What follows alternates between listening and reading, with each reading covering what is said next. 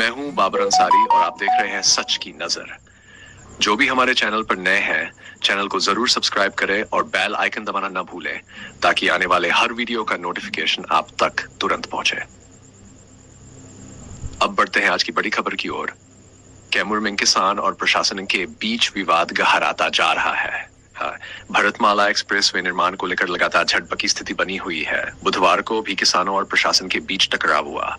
हालात को देखते हुए प्रशासन ने निर्माण स्थल को पुलिस छावनी में तब्दील कर दिया और जगह जगह नाकेबंदी कर दी। लेकिन इसके बावजूद सैकड़ों किसान खेतों की पगडंडी पकड़कर कार्यस्थल पर पहुंच गए और जबरन अधिग्रहित भूमि पर हो रहे कामकाज कर विरोध किया।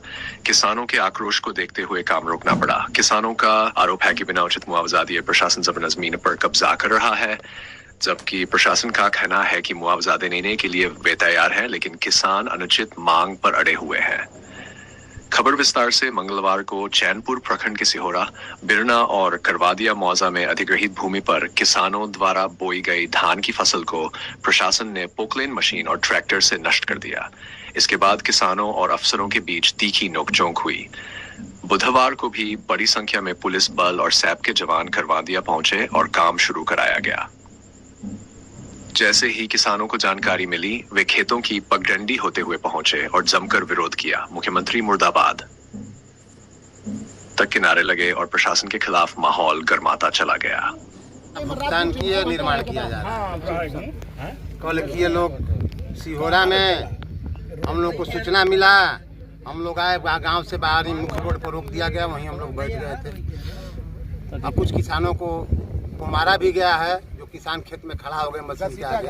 पूरा मामला क्या है? मामला है पर एक भूमि एक परियोजना, एक प्रकृति को लेकर के एक मुआवजा को लेकर के हम लोग 3 साल आंदोलनरत हैं। क्यों आप लोग आंदोलन करने का कारण क्या है, वजह क्या है? उचित मुआवजा और भुगतान करके हमारे जमीन पर आई। उचित मुआवजा में क्या मांग आप लोग की? यहीं सीओ में है 1 करोड़ 30 लाख रुपए एकड़, बेतरी में भी, और यहाँ पर है 28 लाख रुपए का।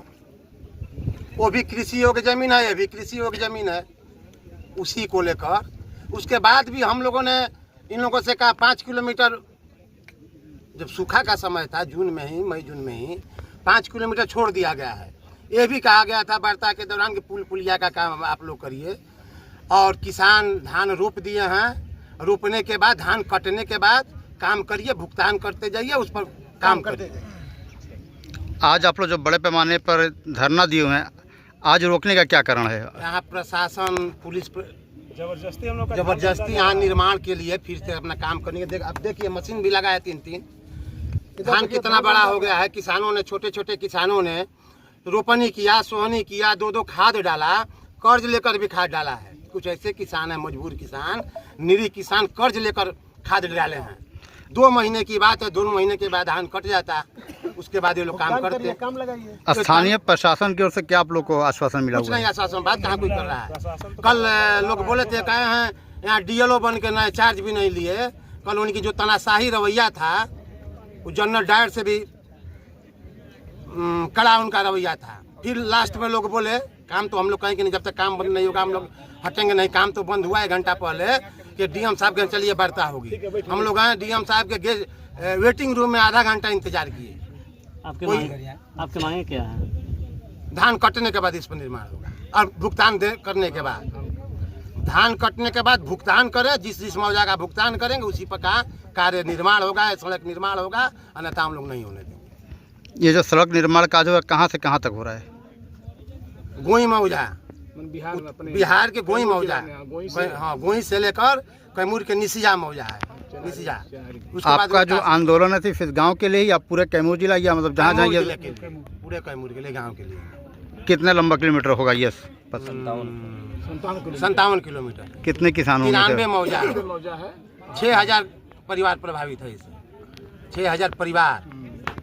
पूरा परिचय आपका? विमलेश पांडे, जिला अध्यक्ष किसान संघर्ष मोर्चा कैमूर।